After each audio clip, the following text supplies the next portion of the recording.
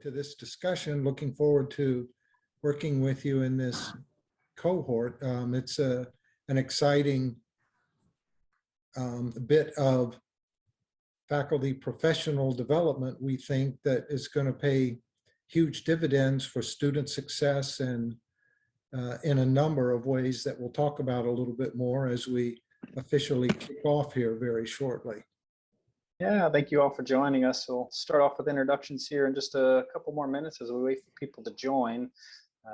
Typically because there's so many of you and we want to respect your time, we usually have you do introductions through the chat. So you'll notice in the chat I'm putting directions where you can introduce yourself with your name, the discipline that you work in, whether it's biology, computer science, or math, or whatever area you're working in, and in which institution you're from, and in which city and country you're joining us from. And people will continue to join, so just a couple more minutes for them to kind of get in and get oriented. Happy that you are here.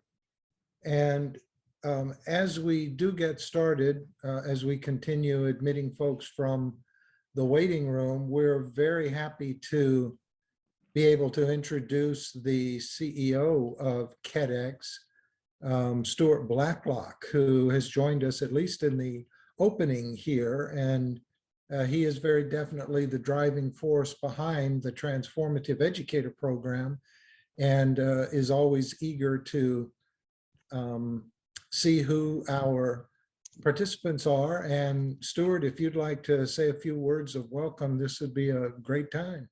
Thank you, everyone, and thanks, Jeff. It's a pleasure to have you all here with us from the Middle East. It's going to be an exciting 12-week program that we've put together. My name is Stuart Blacklock, the CEO of Caspia. Most of you already know me. And again, thank you very much for sticking your hand up to join this program. We've had a lot of great feedback from the United States, and we're confident that this is going to be an unforgettable experience for you all. The program is made of four courses, 12 weeks, and this is obviously the opening discussion. And we encourage you to all join the conclusions of each course as we go as well. If you have any questions, please just email myself or Sarah. And for any course, Transformative Educator Program questions you may have, please direct them to Eric or Jeff. So yeah, we're really excited and we hope you enjoy this program. It's going to be a great experience.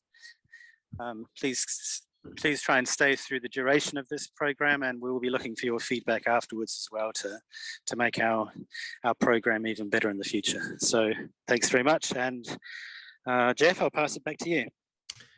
Thank you, Stuart. Just a couple notes of housekeeping right here at the beginning. Eric has posted into chat the directions to introduce yourself in chat, if you would do that if you haven't already. With so many people, obviously, we don't have time to introduce ourselves individually here personally in the Zoom room. So please introduce yourselves in chat. And the other thing is, if you are able to add your institution name to your name in what shows up. For example, here, me on the grid, you see I'm Jeff King, UCO. And I think Eric has a link that is a quick tutorial on how to do that. It's very easy to add that. If you have a chance, we're eager, of course, to not have you do multitasking more than necessary here, but if you're able to add your institution name to your name, that would be wonderful. We understand, however, that names can be very long, and so even after you do it, the institution name might not show up anyway. So this is a nice to do if you're able to do that, as well as just simply providing the information about yourself in chat so that we know who all is involved, and we are still admitting people from the waiting room. So I'm sure over the next few minutes, we will have people that will be joining us. But for this first introductory webinar to the program, you will notice that we will have you in small group breakouts for some introductions to each other in that kind of an approach, and for some critical self-reflection, some opening critical self-reflections, and we will post those questions in the chat. You will be able to see those in your breakout rooms. And the reason I mention this before passing it over to Eric is because in the upcoming webinars, which will occur at the end of each of the 4 courses, and it's roughly about a 3-week time period to go through each of the courses, we will have critical reflections in small group breakouts for a number of reasons. But one of the most important is that critical self-reflection is a key component for students in your classes engaging with transformative learning. So getting comfortable with that yourselves is going to be a part of what you will encounter in the courses, because at the end of each topic in the course, there is either what we call a quick knowledge self-check, typically something like 3 multiple choice questions to answer based on the content of that topic, or a prompt for critical self-reflection.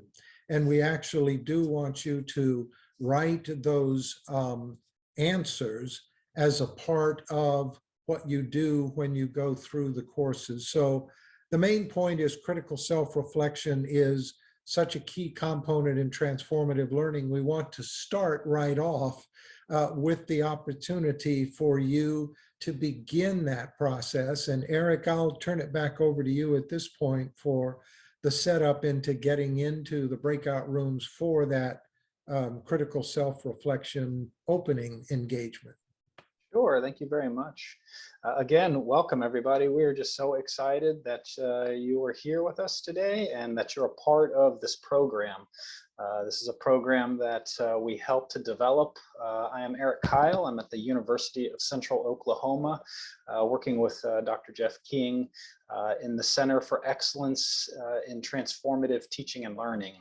I primarily work with faculty on our campus to hopefully help them to teach in better ways, work with our students more effectively following educational best practices. And we're so glad to be with each of you as we journey through this program over the next 12 weeks. Just a couple housekeeping things. If you've worked with synchronous sessions through Zoom or Teams, there's sometimes a lot of background noise, so you'll notice that we'll kind of keep you muted at certain times unless we're inviting you to speak. That's just kind of, some people join from home and there are dogs barking in the background, or things like that. So we kind of keep that muted while you're here in the large group. But the overview of our time today is, as Dr. King mentioned, we're going to have you go into small groups right away. This is, part of this is an educational strategy that cooperative learning, collaborative learning, working together, students engaging with each other on topics for a course is a high impact practice. And so we want to have you get together and meet in small groups with some questions that we're going to put into the chat for you to discuss, to begin thinking about some of the topics that you'll be engaging in this course. And then we'll come back together and have some large group sharing where we'll hear from some of the different groups and hopefully have an idea of some of the themes that you talked about, some of the conversations that you had, so that we can benefit as a large group and learn with each other. And then after that, we'll give you a broad overview of this transformative educator program. We'll kind of talk just very briefly about the 4 different courses that will be happening over the next 12 weeks. And then after that, there was a PDF file that was kind of an overview of the program, and really a big part of that file was how do you get logged in and how do you get started with this transformative educator program. So we'll go over that just briefly toward the end so that you kind of know to go where to go to get started. But first, we're going to launch into our small groups. I'm going to know that everything in here that you share in your small groups and in the large group is confidential. We are recording, but the small groups aren't being recorded. So whatever you share in those small groups really will stay with you as a group. And so we ask you to respect that confidentiality that is here. Let's see, I think everybody should be coming back. It'll take them a couple minutes just to get settled back in here. I think we're all coming back together. It looks like we have someone who dropped off. That always happens when we go to small groups and come back. Inevitably, somebody's technology kind of falls away. So give that person just a moment. And while they're doing that, I'm going to go ahead and put everybody on mute. So Dr. King, that will be also you, also on mute. Yep.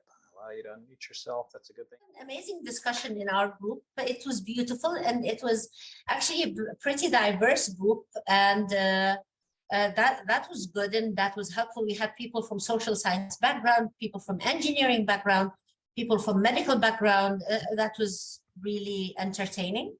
We had a good discussion about the amount of structure that is required for educational reform, and what it actually means when we go into innovative learning practices. What is the science that lies behind that? The people in the group lay on different extremes of the spectrum in terms of how much innovation in educational reform they actually endorsed, and how much they are willing to take the extra step to go out there and adopt innovative practices.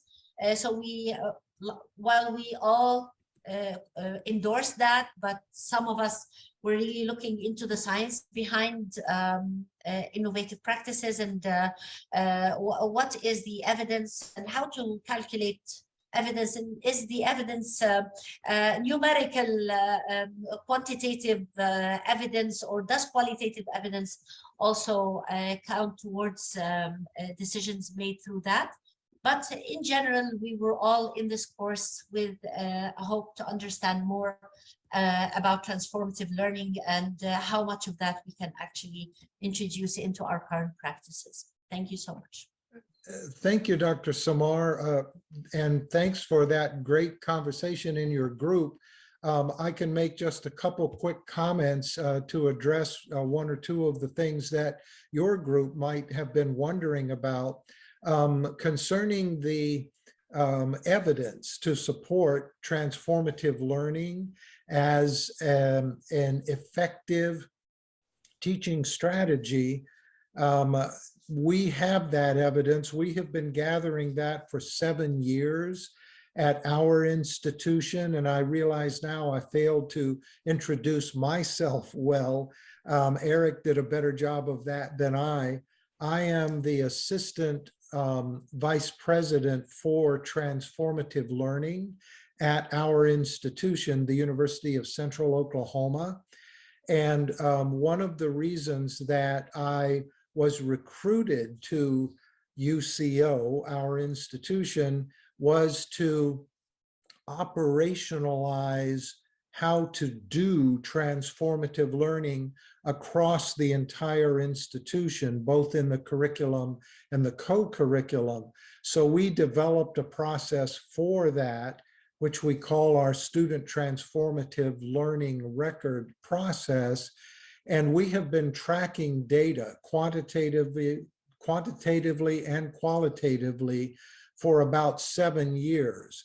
We had a pilot introduction of transformative learning in the 2014 academic year, and then a broader rollout starting in 2015, which is when we began tracking. And so you may be interested to know that we see a highly statistical significant correlation to improved retention when students engage with transformative learning, and that percentage improvement is around 15%, but it's even higher for STEM declared majors, science, technology, engineering, and math, at around 25% improvement when students engage with transformative learning. And we see a consistent about a half a letter grade improvement in grade point average when students engage with transformative learning. We've tracked improved graduation rates. And so a number of things quantitatively, including assessment of transformative learning with a set of rubrics. So we have much of this data over many, many years. And qualitative data comes from faculty feedback, from student feedback, and from employer feedback on surveys, in conversations, and in other ways.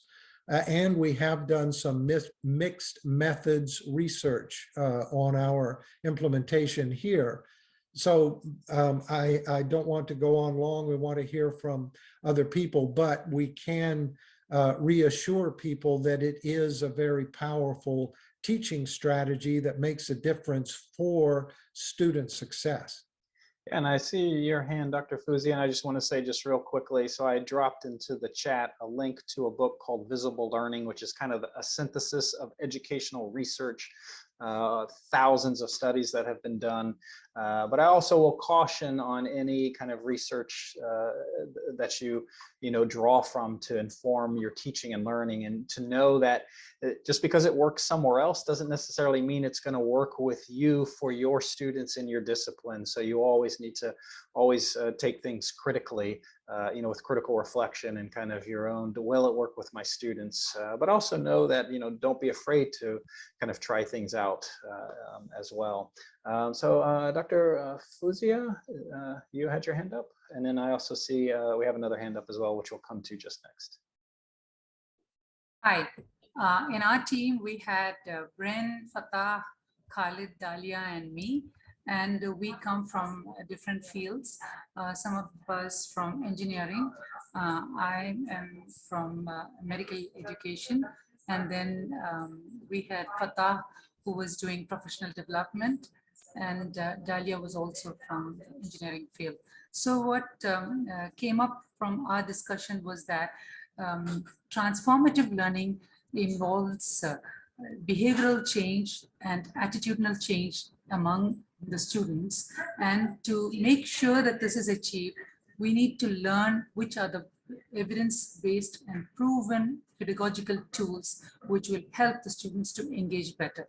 So the discussion was on what would you want to do in the classroom to be able to get the students to actually engage in the activity that's going on, rather than just getting the knowledge and not focusing on the other skills. For example, after COVID, the students have learned to use technology all the time, and they do not like it when we tell them not to use technology. So rather we should use techniques which will involve technology, which they will find more acceptable.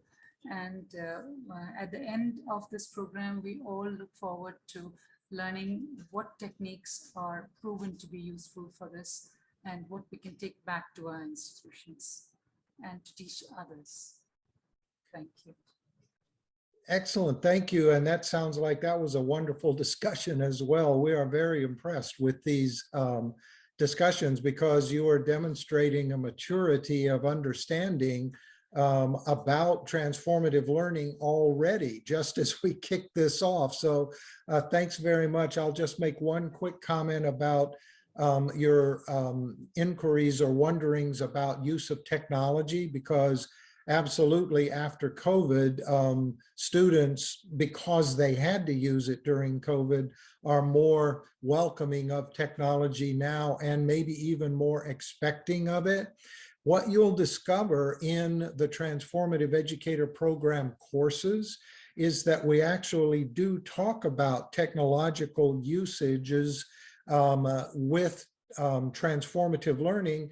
And the interesting thing you'll notice when we do that is sometimes we will offer a high technology option and a low technology option. And as a matter of fact, in the first course, you will be introduced to a technique used by Dr. Eric Mazur, which is very definitely a transformative learning focused technique regarding student engagement. That's introduced in course 1, and the details about how to actually do it, whether you're using a low technology approach or a high technology approach, that comes up in course 2. And so we are very aware that for technology and transformative learning, there has to be an intersection there. So be assured that it can be done. And I will see if I can dig up the link to an article that I actually did about transformative learning in online courses, because there's some information there about how 2 of our faculty at our university who teach online courses integrate transformative learning into those online courses. I'll see quickly if I can find that and post the link in chat. Okay, thank you. Dr. Arshman? And I see you have your hand up. Do you want to go ahead and share? Me? Me? Yes, yes. Great. All Thank right, you. okay. Yes, thank you very much. Yes, I mean, thank you very much for this nice, kind of a coursework and our discussion. We had a very nice diverse group where we have engineers and medical doctors and mass communication people. Now, the problem is that, being a teacher, and I have a good experience of teaching like 30 odd years in university. So this transformative learning is always on our mind, on the back of mind. Any teacher, he has always this on back of his mind. The problem is that, do we have the enough logistic, the means in the university, and the most important thing, the product we recruit, that means students. When they come in front of us, sitting in front of us, are they capable of such thing or something? You see, everybody or every student has a different mind, has a different abilities. I cannot say that 5 students or 10 students sitting in front of me, they are the same ability. They are different ability people, right? We need a lot of logistic. We need a lot of manpower in a teaching point of view, assistants, teachers, I mean, okay, big groups can be done, but most importantly, it should be the small group of students. And then we have to judge the level of these students and get all the means, the logistics, available to the institution, to the university. Then yes, it's a very good idea if we change the society in the transformative learning. I'm sure that our society will grow at the phenomenal rate, exponential rate, right? What we are doing now, it will be exponential because research will increase, knowledge will increase very fast rate, we learn very fast, people who are at the driving seat, they will be very fast, so the society will go at a very, very high speed. But for that, we need the logistic, we need the means to drive that, in that direction. And it's not only the university level. We need the people, the student, they should be learned from the primary level, what is the research? How do you do the research? They should have the ability to sit back and find the information and get the information together. Then they come in a secondary school, they get a bit more better. And then they come in a university, then we give the assignment. They should be ready to go and research. They should be ready to put the time, to sit on the chair, right?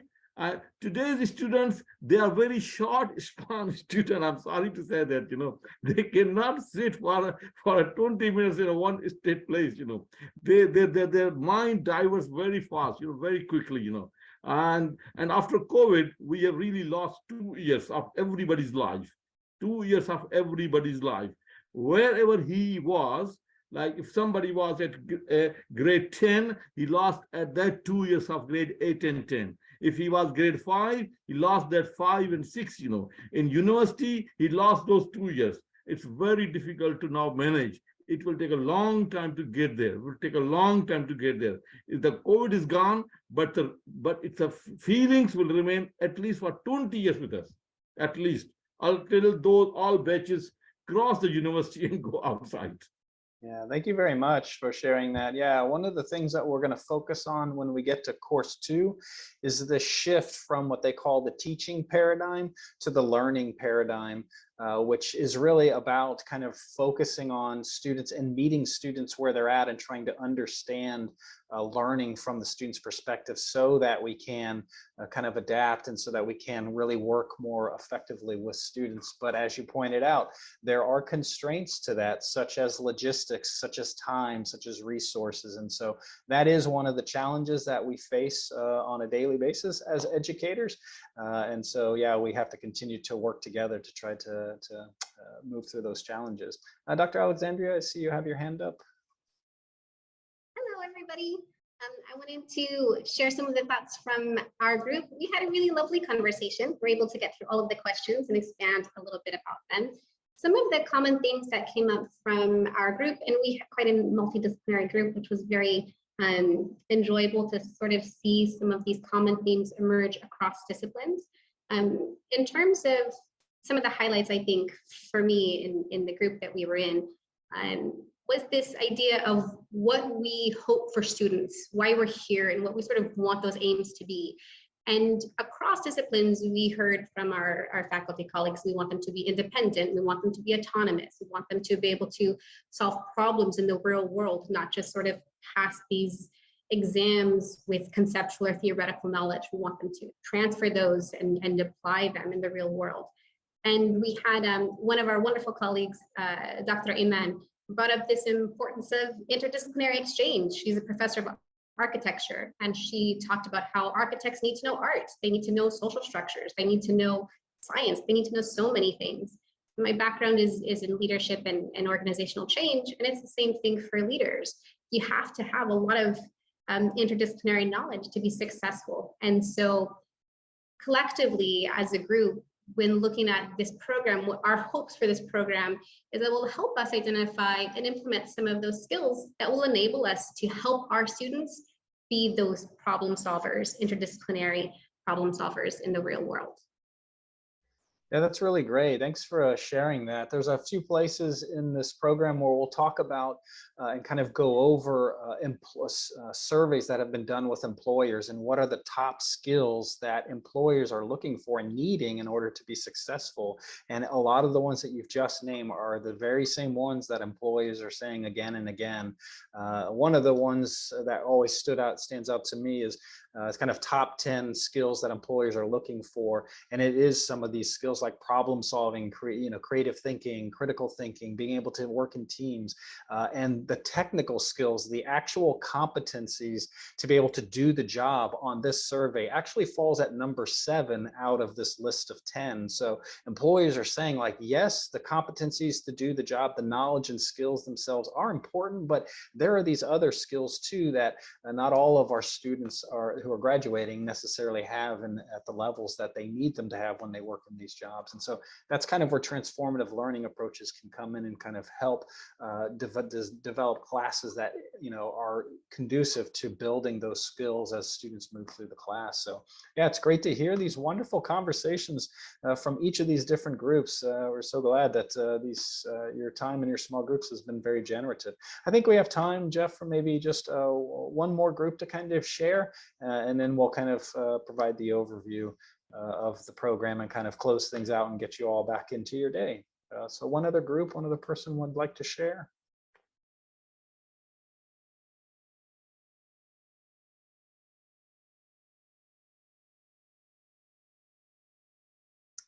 Yes, Dr. Wasim?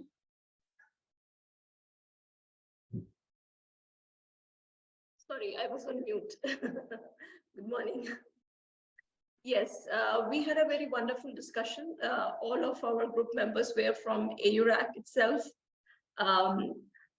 Basically, we picked up the question that what is basically transformative learning, and what came into our mind that it is, which will give students a different kind of experience. They will be able to make certain assumptions. They will be having a challenging perspective, and they will also experience transformative learning. That's what we feel that transformative learning is.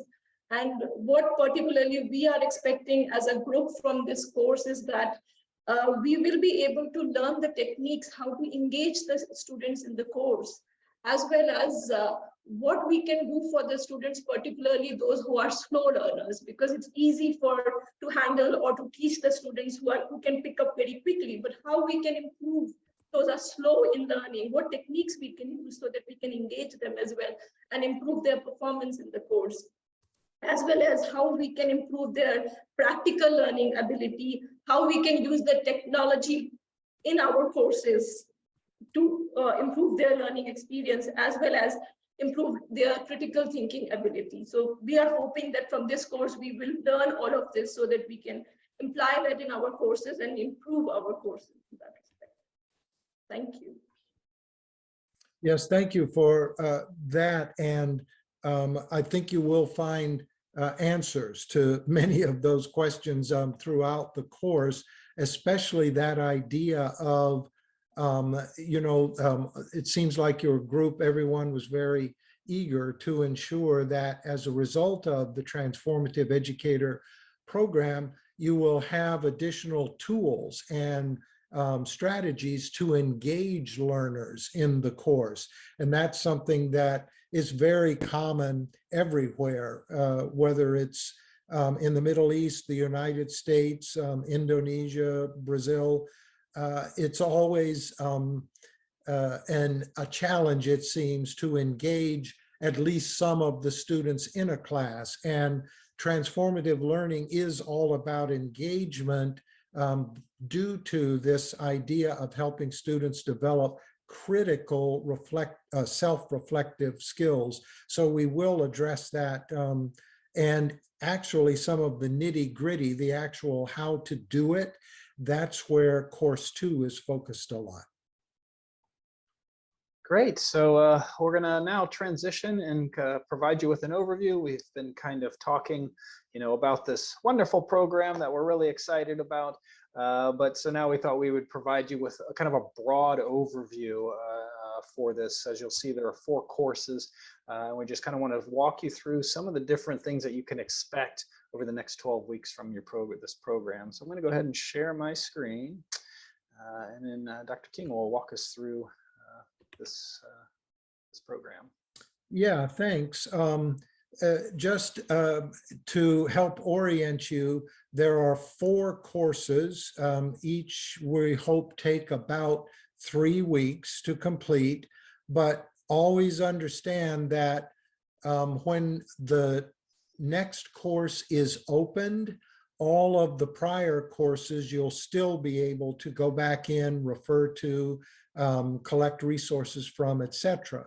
So the beginning with course 1 is a focus on just an overview about what transformative learning is, how it applies in higher education.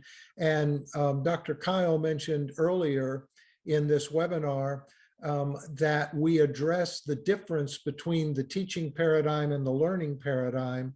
And certainly transformative learning fits into the learning paradigm, and you'll understand the differences between the two, but also resources to help move from the teaching paradigm to the learning paradigm. And we are very aware that in many places around the world, the teaching paradigm is the prevailing paradigm. It's lecturers lecturing, so-called giving students information, and then it's up to the students to learn. that's called kind of a transmissive approach instead of a transformative approach. It's key to how TL can work successfully. But then you see in course one, in that first module, we also talk about TL for improving the social good, which we discussed just a moment ago, and TL in higher education in general, and a brief introduction to instructional strategies. And then in course two, I mentioned before that we get into more of the nuts and bolts of how to do transformative learning. And we actually provide a number of activities that you probably haven't seen before that will help you understand yourselves as transformative faculty when you do those activities. But then there are also activities that you can use because we model exactly how to do them in your course. And so the overall idea about course two is to get into more of the actual, what do you do in your class? How do you create plans for transformative learning as you move through your course? And how do you help foster what we call an ecosystem, a learning ecosystem in your class that is conducive for transformative learning? So you can see course two has a lot to do with building the structures and the support systems, and then the activities to be successful with transformative learning in your class. Then we move to course three, where we spend time on assessing the transformative learning that is occurring.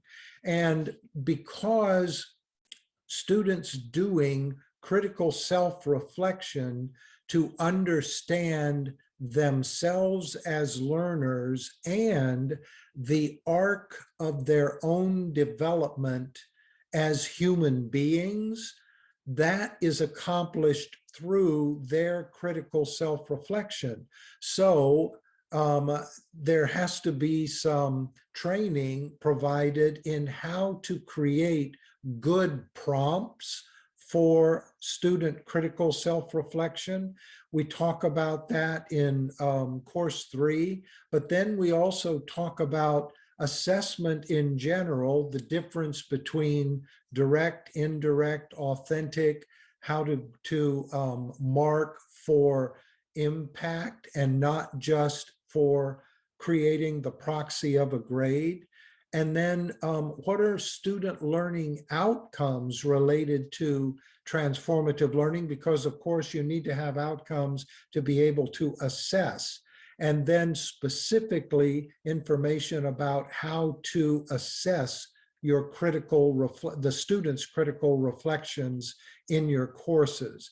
And then finally, course four helps you develop as a change agent for transformative learning in your own courses, but then in your departments and within your curriculum and the co-curriculum at your institution. And then how can you move transformative learning and what it produces with its outcomes across the whole institution and then into the community? We're very keen on the idea that transformative learning is an instructional process, an approach to teaching and learning that ultimately results in improving the social good, improving the local community, the global community, because when your students graduate from a transformative learning approach to their educations, what we want them to be able to do is to have the motivation and the skills and mindsets to contribute to the social good in ways that include things like contributing for sustainability of environment, of culture, of language, contributing in the workplace because they are better employees who work better with people who may think differently from them. All of these things are outcomes of transformative learning. And we talk about how to become a change agent for transformative learning in your class, department, institution, community, and how to take that change agency to take transformative learning to a global perspective. So that's just a quick overview about what's coming up. And course one may already be open, but if not, it will open within the next 24 hours. Great, thank you, Jeff. And then what we want to do now is to kind of begin to wrap things up by helping you to get started in this CADX platform, which is where the course is housed. So I'm going to share my screen again. You should have received or will be receiving shortly this PDF file. That is kind of, CADX is the name of the company that's kind of hosting this, this program. And so this is their kind of introduction and overview of the program and the course itself. So the really most important thing, we've already gone over most of this, so let me just kind of scroll through here. This is kind of introduction overview. We just kind of went over a broad overview of the different courses. You'll see there's much more detail in this table. I'm going to keep scrolling down to get to the part. So this is the most, one of the important parts. Obviously, we'll have webinars like this. This is the first of 5, so there are 4 more after this. You'll see the dates and times here. I'm not sure. There may have been some adjustments to the time. I think Stuart, who's the CEO of CADX, had mentioned. So this may be outdated, and they should have sent you an updated file, but you'll notice there's 4 others coming. I think the dates are correct. So we'll be back here again together, same Zoom link, which is here on the top, and then same time as you have right now, which may not be correct according to what's on here, but we'll be back together on February 21st, which is at the end of course 1, and then we'll meet again at the end of each of the courses, which is every 3 to 4 weeks after that. But how do you access this program? You go to this website, that's cadx.org. This is a clickable link. You can just come here and click on that, and you should be able to log in on this page. And once you do get logged in, you'll have an opportunity to, if you haven't created an account, it'll walk you through how to create the account. So you kind of go through that process. And I'm just going to keep scrolling down here. Once you're in, you can edit your profile. So this is a chance for you to, again, to create an identity in the class, so that if colleagues, as you build relationships with each other, you can learn more about each other by looking at one another's profiles and connecting with each other. And then once you're in the program, this link is will take you directly to this Transformative Educator program in the CADX platform. So you can come and click on this link, or you can kind of navigate to it. You'll notice here, this is a little bit difficult to read, but you'll kind of notice there's groups here, and within this group, you'll see this Transformative Educator program, which will take you into this course to get started. And so that's kind of how you navigate to it. And once you're in, you can click on the course. You'll see this is course 1 listed here, and there'll be an opportunity to click Start Course, which will then take you right into the modules, to the topics that you can start working through. Biggest and most important thing to kind of note here is, if you have any technical problems at all, you can contact Sarah Barnes here, who is with CADX. And she'll be able to help you. So any issues with logging in or with accessing the course, just contact Sarah. Usually pretty quick to respond and always very helpful. If you have questions about the program itself, the content, then you can contact myself or Dr. King. And that I think that's going to take us to the end of our file here. Just kind of scroll down to make sure. Yep, that's the end of the course. And I'll hand it back over to you, Jeff. Wrap us up. Thank you. What we intended with this first webinar was to get you familiar with the process that we will engage with in the upcoming webinars, so you're familiar with the small group discussions. We have different sets of questions for breakouts in various of the webinars. But one of the most important things for these webinars is that this is a place where you're able to interchange with peers and colleagues around the ideas that you've engaged with in that preceding course or in the course that has just ended.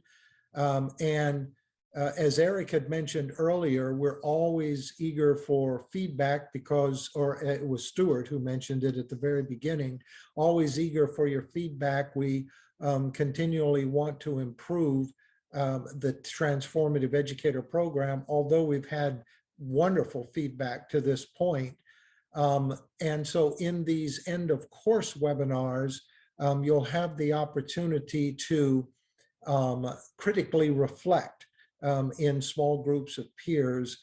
And we believe this is going to be a very powerful mechanism to be also a component of the Transformative Educator program course content.